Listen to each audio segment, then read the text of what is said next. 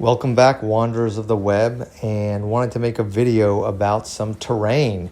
These are some thatched roof huts with attached gardens, and these are actually plaster miniatures, which is kind of interesting, sort of old school. And I wanted to make my video a little bit differently, so I sped it up to, so y'all can enjoy it kind of a little bit quicker and watch the whole process unfold. And so let's see, how do we start? These are plaster miniatures. They are primed Chaos Black, and then we have some heavy body acrylic paint. This is yellow oxide, and applying it with a, looks like a 3/4 inch brush there. And we are just like really having fun with it, really just heavily applying this yellow oxide to get another layer of paint on here. Because with plaster, you have to apply successive layers of paint that helps protect the miniature, actually. And voila, we've already finished all 4 of them. They've dried. And time to get to work on it. So we have some orange brown from Vallejo, and that's actually a hobby paint. So, the first paint was a, more of a traditional canvas or panel paint. The first brush was a traditional canvas or panel brush, actually. So, but now we have our hobby brush, and I think this is a Liquitex brush also, and we have a hobby paint. So this is the, I think, orange brown from Vallejo, and we're using that to pick out all the wood on these miniatures. So these are wooden buildings with a wooden fence around a small garden. And so we're going to go try to make them bright, and you can see the effect of the yellow oxide, how it really brightens up whatever color you put on it. I like bright miniatures, especially when it comes to terrain, the muddy, washed out terrain. There's certainly a place for that, but this is for a fantasy 10mm game. But, these miniatures can be used for a lot of things. These thatched wooden buildings, these huts with the gardens, these have been used by humans for, shelter and living for millennia. And, so this would work in medieval, this would work in fantasy, this would, maybe work in ancient. Certainly it would work in modern or ultra modern. So yeah, it looks really cool.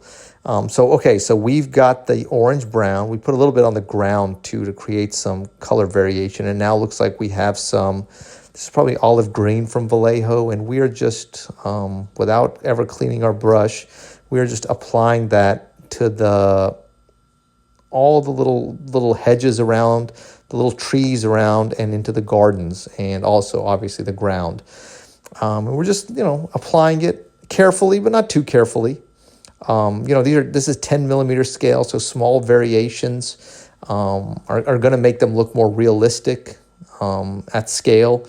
And so you can imagine our 10mm army ready to march through this little village, ready to ransack it. So that's kind of done. Applying a little bit more here and there, cleaning up.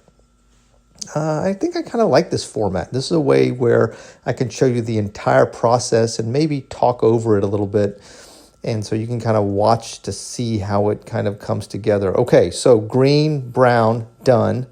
And then, so it looks like this looks like a little bit of beige applied with another 3/4 inch brush, and we're just applying it to the thatch on the roof. There you go. And wow, look at the effect that just a couple of colors have to really bring these simple miniatures to life. I've probably said it already, but I love these plaster miniatures. They're just so old school. 3D printing has come a long way. But this wasn't even a thing whenever I started out in the hobby. You had these plaster miniatures, and of course you had metal miniatures, but for terrain, a lot of it was cast plaster. It definitely has a heft, and that's really nice, and looks like I'm applying that a little bit, I'm using the last little bit of that beige just to apply a little bit more highlighting, and then you can see just cleaning the brush. Okay, so let's see, what is next? Okay, the Gauss Blaster green, of course, and we're going to use this to apply a quick highlight onto anything green, all the vegetation, whether it's on the ground or on the trees. Just picks out those little colors. Gives that sheen, that textural color variation, kind of obviates some of those sculpted on details. And we'll see this village up close at the end of this video, and you can kind of see the effect of just adding successive layers of paint and highlights how realistic the final product looks. Okay, good. We're underway. The water, it's filthy. If your water doesn't look like that while you're painting, you're not doing it right. I'm kidding, of course, but that is a lot of. And here it is. Here's the village. Here's the village. So you can see kind of how it looks on a tabletop. It's bright. It's colorful. But it's very visible. It's very it stands out from like the drab tabletop, and you can imagine our 10 millimeter army just kind of marching through this village, ready to ransack it. I really enjoyed this project. It took me maybe an hour and a half to get these done, just doing it casually, and it's a fun thing. Terrain is fun. It's a nice way to change up. To change it up. If you're bored doing like detailed miniatures, sometimes it's really fun to take a 3/4 inch brush and just slam paint onto miniatures. So that's what it looks like. Really good project. I'm going to use this for a diorama. So be on the lookout for that. I love making those. Anyway, guys, take care. God bless. Hope you enjoyed this. Look forward to making more content.